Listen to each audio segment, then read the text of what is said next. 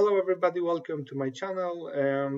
Today, I have this privilege to speak with Bodhichitta.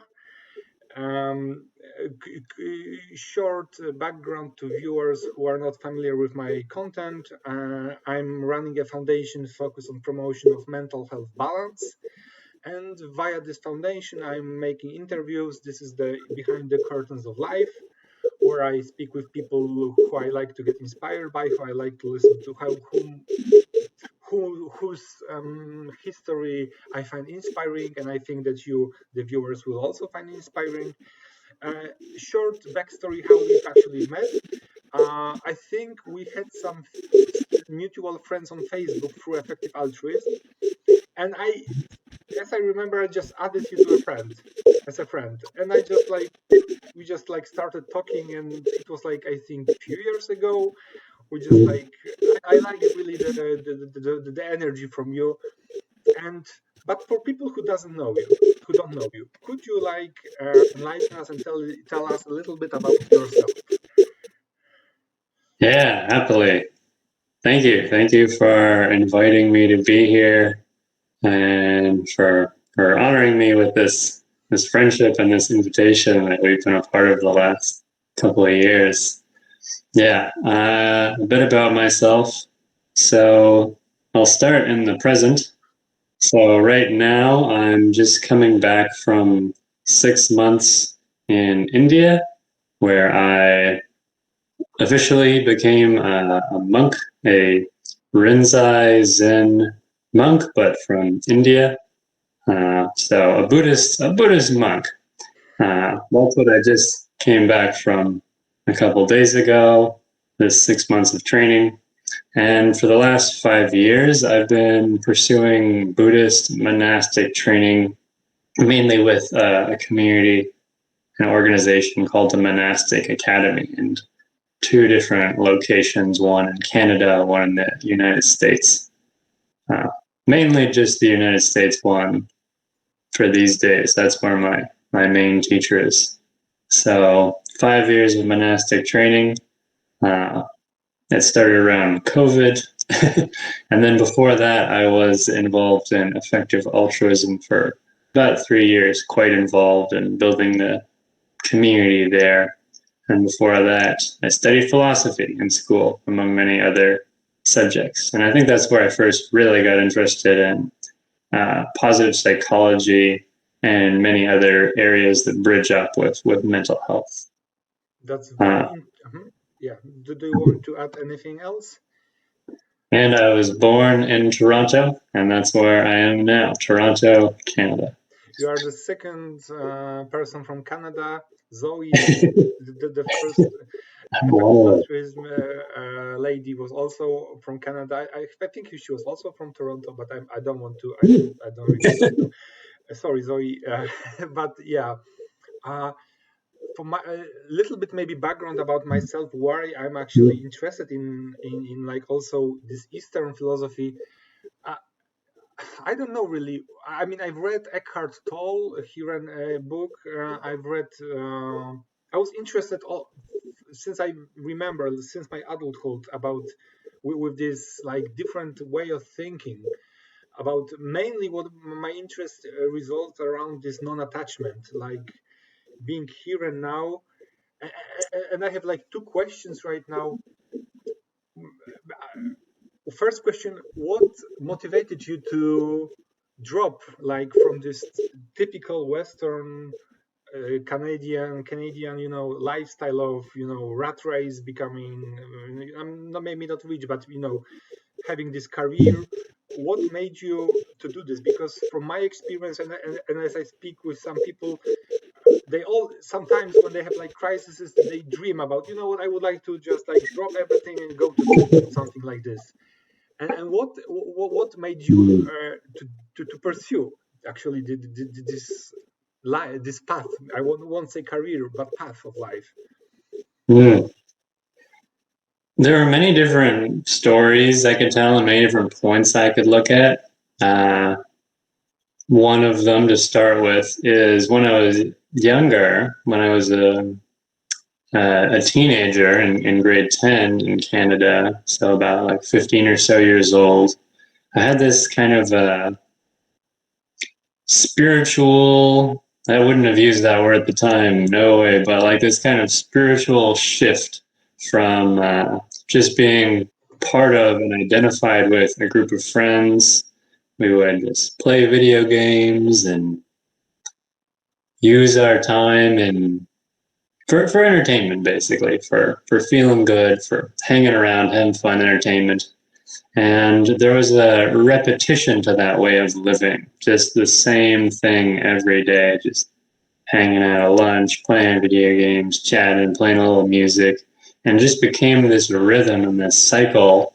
And something deep in me was not satisfied, happy, okay with saying like, this is what the rest of my life is going to be like. Just being a part of this repetitive system of I don't know, chilling, hanging out, entertaining myself, and just like, this is my life. Like every moment I'm making the choice to do this again, that is what I'm choosing to do for the rest of my life. Effectively, I'm making my life this small little cycle. So I really wanted to broaden out, and I didn't know how to do that, but I started looking at things online. I found out about Buddhism at that time, and just started seeking and searching. And yeah, many years later in university, that came into a new depth, another little sort of spiritual shift where I realized the subjects I was interested in, the careers that I might have been interested in, they just didn't seem to be fitting. I just did not. It's not just that I didn't enjoy what I was doing in school at that time. It's that it was physically and mentally very difficult to even continue with the subjects and the work and the exams and the studying. So I ended up switching my areas of study a little bit and becoming much more focused on extracurricular activities in school and on learning in a broad way, as opposed to just, again, being part of this one pattern, this one cycle of the degree, but really building my own experience. And then after school, I got interested in effective altruism. Another shift led to that. Sort of an up and down, and my mental health, you could say, led to that. And yeah, that worked very nicely. I gained so much, and I hope I was able to give something to the effective altruism community over the years. But eventually I found myself, as COVID was starting, in a place where it was very difficult to do my job of community building because I had been so used to doing that in person. And now everyone had to do everything online basically because of COVID. So I ended up using that period to work on myself or explore how I can serve the community, the world more effectively through this kind of monastic training, Buddhist monastic training, but honoring any kind of spiritual tradition that has tried to deeply investigate how to live in a good way, how to walk in a good way, how to be and go forth into the world in a good way. So that was 5 years ago where I first started the monastic stuff, and it was a struggle to stick with it for a while, but I just kept going and going, and it's good to be here in this body, in this life. Could you like enlighten us, for people who maybe heard about Buddhism, but from your own personal perspective, having this 5 years, what's the biggest change in your mental state? Biggest change in my mental state.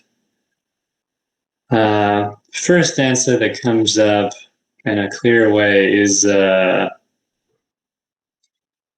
see my mind before these 5 years as being defined by a kind of, I almost imagine like a little guy, like a charactered human, like this little guy, and he's like always looking around, and he's just, he's kind of like at this, this anxious way of approaching life, and lots of energy and joy, and it's sort of like caricature of these parts of my mind that were making a lot of decisions, that were trying to look a certain way to other people, that were seeking happiness and not so skillful in terms of caring for my own body and my own health, but just kind of this more, slightly more fearful, slightly more confused, a sort of just smaller kind of dude, just like, and that being a part of my mind 5 years ago, and before that, this was just a metaphor, a feature of my mind. Mm-hmm. And now, over these 5 years, that has, I think, transformed or relaxed into a not entirely different mind, or not entirely different character of mind, where this body is mind, me. I still have many of those, traits and feelings and experiences, but the degree to which I experience them is completely shifted. Like the simplicity and quietness of the thoughts in my head, my own ability to trust what happens in my own experience, to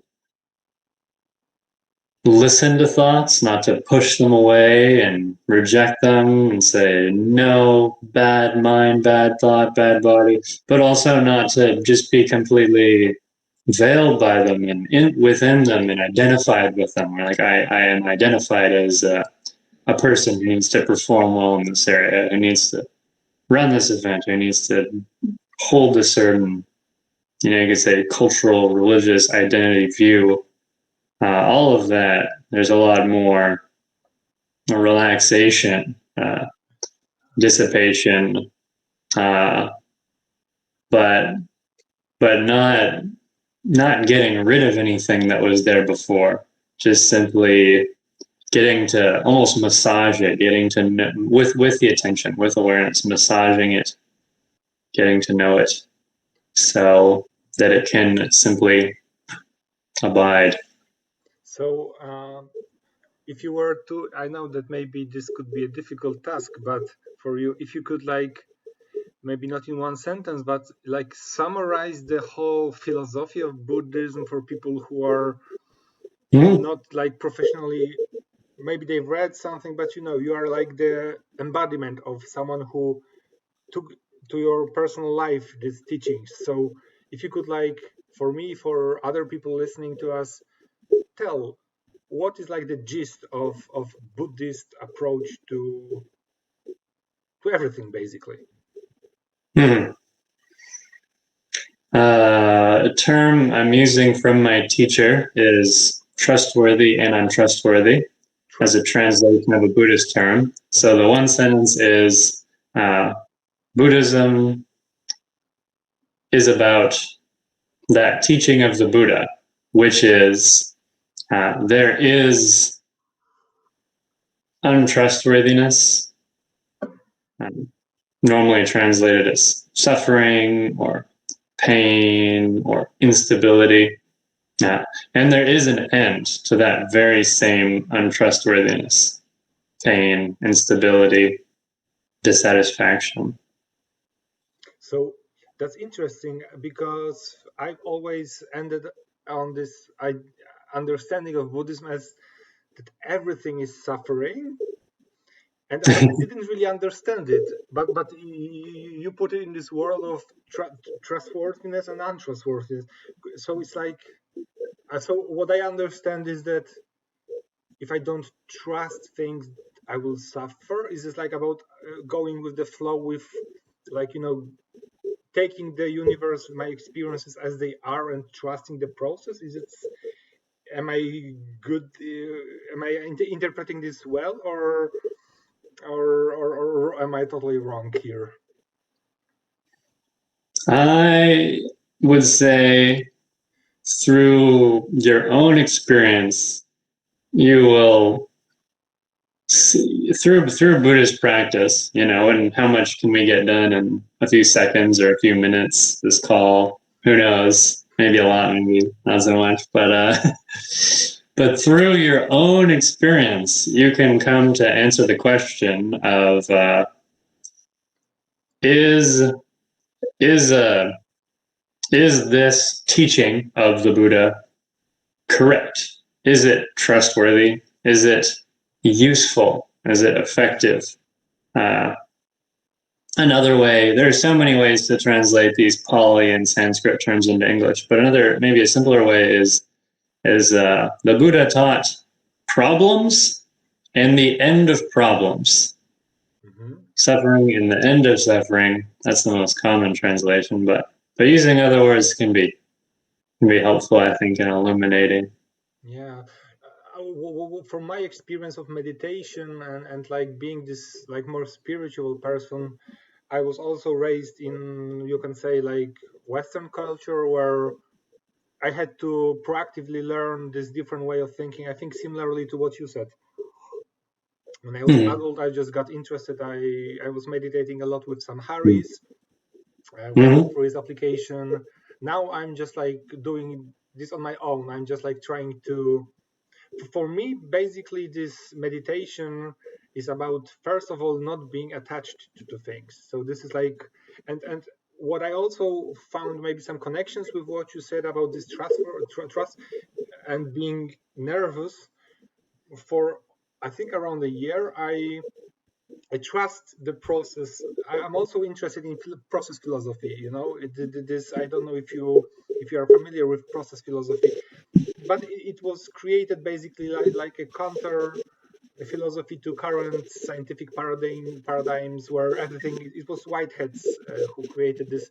He basically believed that there is some higher entity, and everything is, rather than like physical objects, they are like processes. Everything has like some levels of possible ways to be. We as humans, we are like so complex, so we can do many things. However, like this, but they're like conscious to the very limited way, because they can just like be in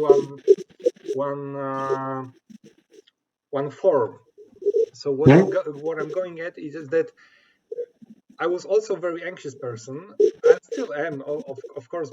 Sometimes I worry about things, but I've just like learned to not be so, just to let things go. And I realized it's like my own experience, that when I let things go and I just like, from other perspective, it would be very chaotic, but I just like listen to what's happening around me, and I just find that when I feel like I'm more aligned with the outside universe for like a few years, and I just feel much more confident.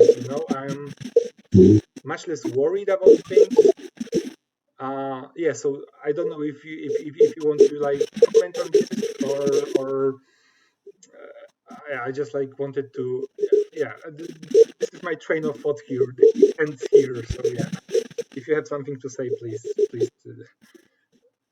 If not, I can ask something else. I definitely can respond and give you some of my reactions. The main reaction is just a light, a joy, a brightness and joy, just seeing you speak to the gift that putting your effort into these techniques and practices has been for you, and I imagine many others. This gift and this brightness and joy. That's at least part of what I'm perceiving as you use the word confidence, bring more confidence. Yeah, and I think that, yeah, do you want to add something else? I could also.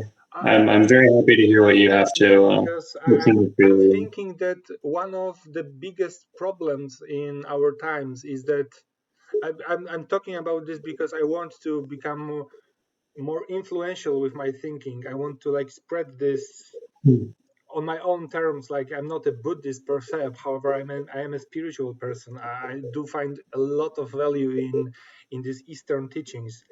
So even in this mental health balance philosophy, which I call, I think I want really to people to more trust in the process. I think that many mental health issues arise from, first of all, not knowing yourself, which I know that from Buddhist perspective is very tricky question, but at some point I do believe I'll just make like one more separate to give some structure. I had a conversation with Marcin Woźniak, who is a philosopher, and we spoke about Nietzsche. And Nietzsche said that there are like three, in his philosophy, there are three stages of human development. First, there is camel. The camel is someone who gains experience from the world, takes everything in, right? Then there's lion. Lion is this idea that you know all those things, but you are fighting, you are trying to overvalue things, and they are looking for what, if I like coffee, do I really like this coffee, or is it that I was like told to drink coffee? So this is like more active approach to finding what is really you. But then the third and the final, like this Ubermensch, this Nietzschean idea of becoming overhuman is niemowlę, which is like toddler. I think this is how that. So toddler is someone who has gone through all those steps, and he's like very spontaneous in this regard, and he just like chooses to like this, like that. And it really resonates with me with this Buddhist idea of like really non-attachment, you know. Yes, there is. Yeah, very interesting. So many models across so many cultures, so many systems of thought, idea, story, and language, and you can really draw some parallels and lines through and connect a lot of the dots. I mean, another way to talk about Buddhism that you've just, sort of reminded me of is as liberation. Liberation from suffering, from problem. The word that I'm using to translate all these words is dukkha. That's the Pali Sanskrit, forget which term, dukkha, which we translate as a problem, suffering, or untrustworthiness, depending on who you ask. And Buddhism, another way to talk about it, is liberation from that, freedom from that, not being constrained, just like as you talking about in these first two stages of Nietzsche's model. You can see there are clear constraints, and at each next stage, there's a rising above of the previous constraint, integrating, going beyond it, to the point where you have this greater action, this greater liberation, this greater freedom, where, especially, and in Buddhism, we would say it's simultaneously more carefree, but also somehow careful, because there has to be a skillfulness, there has to be a discipline associated with greater freedom, or else it will, first of all, it might not be freedom in the first place, and it will fail. Like if you take, if you have all this confidence and energy and power, and you use it to do evil and harm, that will harm you immediately. It will harm others immediately, or perhaps there might be some delay in the timing, but there is a skillful non-attachment. There is a skillful liberation, a skillful freedom. The teachings are very clear about this in Buddhism, and there is a wrong, there is an unskillful, an untrustworthy, there is an imperfect way to do all these things. I have like two questions. One, because to you as a person, as a Buddhist, how do you translate all those Eastern skills to living in a Western society? Yes, it is a real creative mystery. I myself am right in the middle of figuring out how to do that, and I've spent much of the last 5 years has been me trying to figure out how to do that. But over time, getting these ancient practices into my body and mind, there is less of a need to rely on my old patterns of thinking and figuring things out in a much more purely mental way, and instead responding with more of this. Yeah, the word toddler comes up. That's the word you use, like a baby, like this sort of everything is an opportunity for spontaneous learning, creative response, dance, this sort of mystical singing and dancing of reality, and that it's so much less constrained. Like one concrete example, maybe from the past few years, trying to interact with my parents, trying to get them to understand why I'm making these choices that they're not always so directly approving and comfortable with.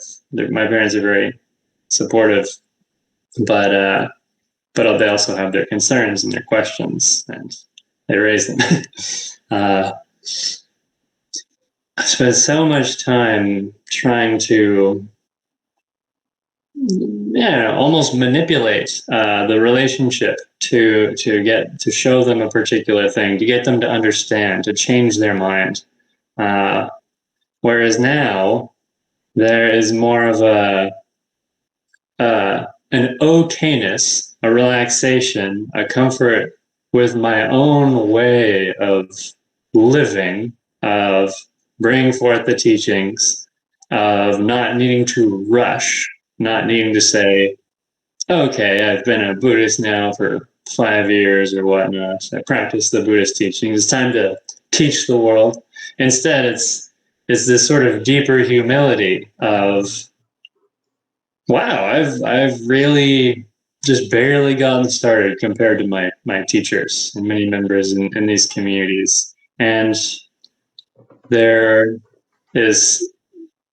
just so much. There's just so much to do, so much to see, so much to receive, to give. Yeah. So it resonates very much with my situation. I'm 33 years old. I was like, in terms of like typical, structure of life. My history is a bit different. When I was 24, I was diagnosed with bipolar disorder. So usually by this time, you can say like normally people are like after studies they're going to first jobs, like the normal cycle of Western life. However, in my case, because I was hospitalized, I just like lost 2 years basically to getting back on track. Then like another 4 or 5 years, I was really struggling, like with finding what I want to do with my life. Then I decided, instead of everybody's like guidance and advices, that I want to create my foundation NGO. So without any money, not to get money from this, but I wanted to first of all find this foundation, even in the terms of NGO, but also foundation, like the foundation of my life, really. I want to dedicate my life to help people with mental health, balanced, like teachings are talking about. Then and now I just from September I have a paying job. However, I'm still like developing. However, what I've noticed that, and this like my question will be in seconds to you. I don't know. I know what I want to do. I want to make the world a better place. So I have like this feeling of optimism in front of me, and I trust this process. However, I have no idea how I will get there. However, because I trust in this process, it really somehow aligns with for right now. So I'll just close the doors because my girlfriend is having a talk. Because I trust in this process, I just noticed that things are like somehow not random in my life. So this is the question to you as a Buddhist. monk, what is the Buddhist way of thinking about, I think it would be karma, like, is everything random in universe? Ooh. Yes, there is a lot there that I am not particularly qualified to talk about. I haven't studied this concept of karma so much, but I'll do what I can. I'll say what I can to answer your question. So there's a question, what is the Buddhist understanding of karma or maybe not causal karma, because effect? like karma is maybe like, but maybe is, according to Buddhism, everything Mm-hmm. random, or is there like, so that's the question. So the Buddha's teaching is very clear about how things work. When I say things, I mean mind, body, everything. How things work. So the Pali term is praticca samutpada, which can be translated to English in many different ways. Maybe you've heard of this. It's the doctrine, the theory, the description of co-dependent arising, together arising causality. So that is the model, the theory that the Buddha teaches and lays out, this praticca samuppada, this co-dependent origination or arising. And in this teaching, the Buddha lays out 12 links of, each sort of like steps, links in a chain that connect different features of, you could say, mind, you could say the world. So I won't try to summarize this entire teaching. My teacher, Soryu Forall, at one time, he's given many teachings on the Bodhichitta Samuppada. At one time, just 3 hours every day for many days, maybe took about 4 3-hour sessions to sort of introduce each of the concepts. And there's many different ways to organize the teachings and do it. And but to say a bit about it, to introduce it just from the very start, all of these 12 links can actually be summed up in a much simpler way, which is when there is this, there is that. When this arises, that arises. And then the mirror, the flip, is when there is not this, there is not that. When this does not arise, that does not arise. So that is how the Buddha teaches and answers such questions about causality and how things work. So it's about this linkage, this connection, this causal chain of when there is this, for instance, when there is mind, when there is a thought, when there is this, there is also that. There is something else that is linked to mind or thought. And again, there's many links. The model for Bodhichitta Samuppada goes over 12 links, but you could have, there's just lists upon lists upon lists in the Buddhist teachings of different categories. I have a question. Would you mind, like, after we talk, for you to send me some link or something? If somebody would be interested, I'll just post it under our interview. And because you brought up this idea of mind, it's also, I guess I know the answer, but for people who don't know Buddhism much, what is the difference? Or because in Western society we have this Kantian, this ambiguation between mind and matter. How does Buddhism look at mind and cups and everything? Also, I know that you've spent years, but the biggest gist possible, if you could, what Buddhists think about mind and reality, basically this dualism that we have in Western society. One place to start could be just in the word mind. So that's our English word. So if we look at a Buddhist term, if we again look back into the different languages, we look at the Pali language, which is the language that a lot of the Buddha's early teachings were written down in, that became part of the Theravada school of Buddhism. So in the Pali language, there is a term that is often translated as mind. The term is actually part of my name, Chitta, this Chitta. So just that term alone, you could say that term means mind, but it also means heart. So just in that one term alone, there are many different terms in Pali that we would use to express mind and different aspects of mind. And many languages in Buddhism, Tibetan, Japanese, Chinese, many different historical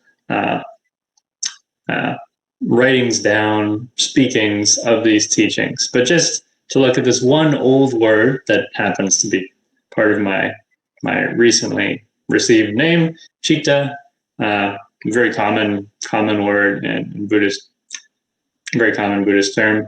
It means mind, but it also means heart. So there's an acknowledgement of the complexity, the connection and interaction in this one term.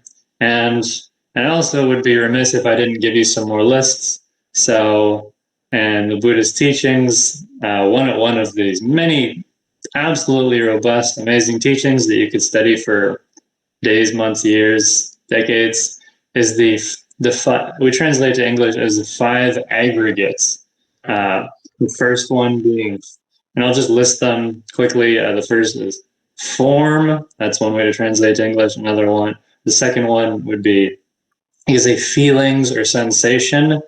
The next aggregate, the next bundle, the next heap of stuff would be perception. It is like hierarchical, right? It's like from the or not really, or is it just like they're not necessarily hierarchical. You can almost see them more as like features of a landscape. Like over here, we have more of like the sensation and perception, and then over here, you have more of the cognition and perception. Again, the English terms, they're quite flexible. Because I interrupted you, could you from the beginning say again those 5? Yes. So the first one, we could translate it as form. The next one, we could translate it as feeling. The next one, we could translate as perception. And then the last two, fourth one is very hard to translate, but we could translate it as patterns. You could also say fabrication. You could say intentions, but I like patterns. That's a fun one. And the last one is more regularly translated as consciousness in English.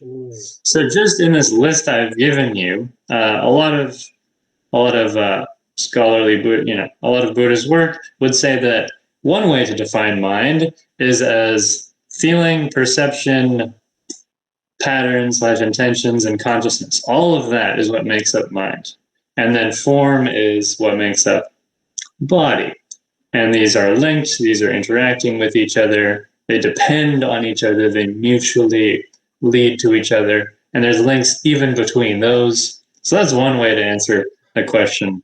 I really hope that your explanation will inspire our viewers to pursue your I would say career, but okay, I'll just say career, because it's like so fascinating. I can just add from my perspective, I have this motto, sentio ergo sum. So because there was like, I think therefore I am, and I just came up with this idea that I feel therefore I am, because from my perspective, like listening to my own intuition, to my emotions,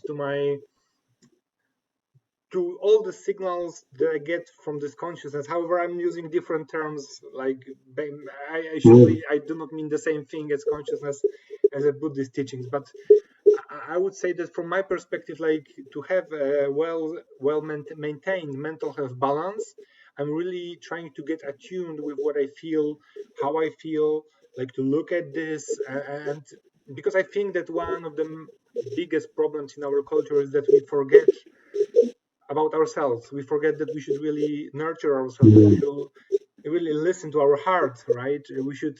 Those feelings are, in my perspective, like the most important part. And I just noticed, going back to, as I told you, that I see more, that universe is more aligned with me. It actually somehow started when I started to listen to what you said at the beginning, this positive psychology, this positive emotions. When I try to be a better, kinder person, I just notice that universe just gives it back to me. So this, like, I think, I don't know, karma. I don't know what it really is in Buddhist terms, but this is how I try to interpret the reality around me. So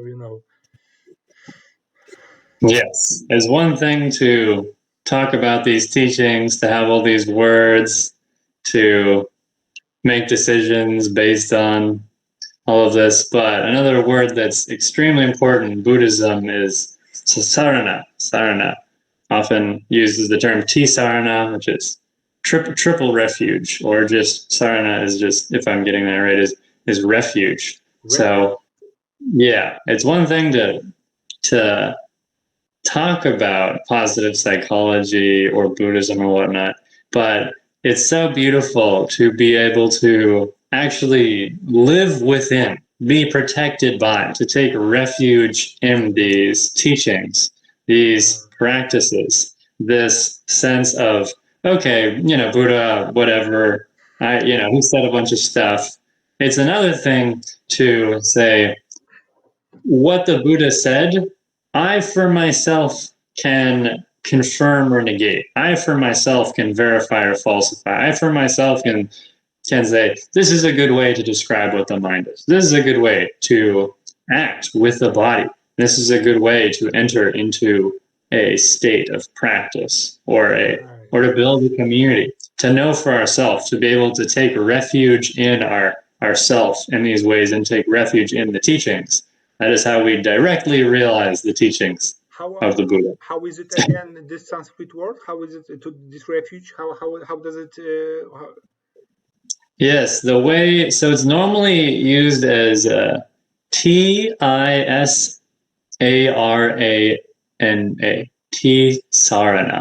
Tisarana. So nice. Yeah, Tisarana is the triple refuge. But you could just use sarana. Just drop the T, which I believe means triple, and just say sarana.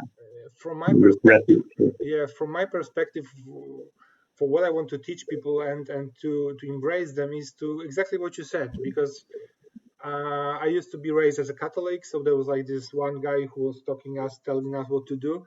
Now I do really believe, like, using this terminology, that we need to really find God within ourselves, and each one of us should do this on his own way. I think that this is like the only way in our times that we can really become happy, and this is beautiful that you are happy finding your own way, I'm finding your own way, your parents are finding their own way. So I really want to, at the end of my life, like, to have this consciousness that I just put one brick to this pedal of changing this consciousness and of helping people to find themselves and to finish, because we have like time constraint. Could you like, for people who are inspired by you, tell them like one small step, how can they change their life without going to India, because this is like a high effort, but if there will be like 1 or 2 or 3 ways, that tips behind the curtains of your life, what people can like practice in their, how would you inspire people to become someone like you?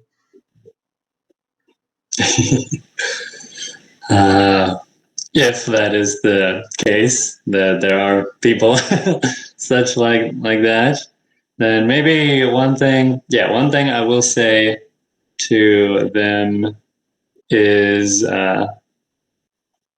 have the joy, or receive the joy and the confidence to see your true nature. That's just getting back from India. I have this wonderful teacher, Bodhidhamma, Bhante-Ji. He's a Rinzai Zen Buddhist monk. Spent over 30 years in Japan, and he offers the teaching of Rinzai Zen translated to English. You can just sum it all up. See your true nature.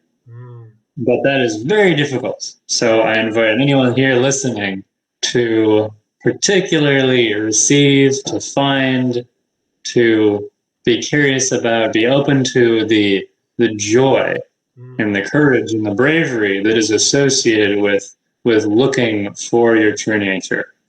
And it's not something that is finished. It's something that goes and goes until complete Buddhahood. And as things do not finish, our interview will have to finish at some point.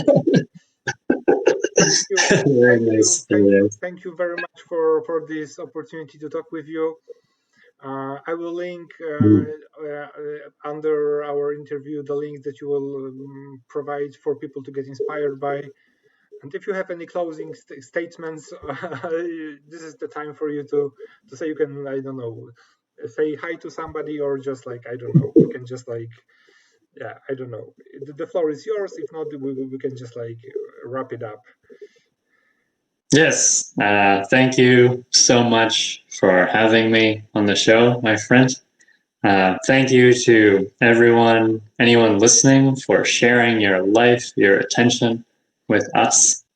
And as people in this tradition that I've recently become a part of, as we often say in greeting and also in ending, we say Namo Buddhaya Jai Bhim, or in English it would be I honor, I bow to the fully awakened one.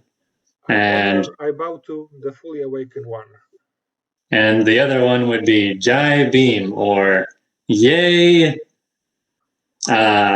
honored father, honored teacher, this wonderful teacher named Baba-Saheb Dr. Ambedkar, just completely changed Buddhism in India many years ago, and I see him as a true modern example for the world, a modern enlightening being, Bodhisattva. So we celebrate him by saying Jai, just like yay, Jai. And Jai Bhim, Jai Bhim. Yes. Jai Bhim. Okay. Exactly. Perfect. Namo Buddhaya, Jai Bhim. Jai Bhim. Thank you very much. Thank you for those who stayed till the end. And have a nice day, everybody. And bye bye.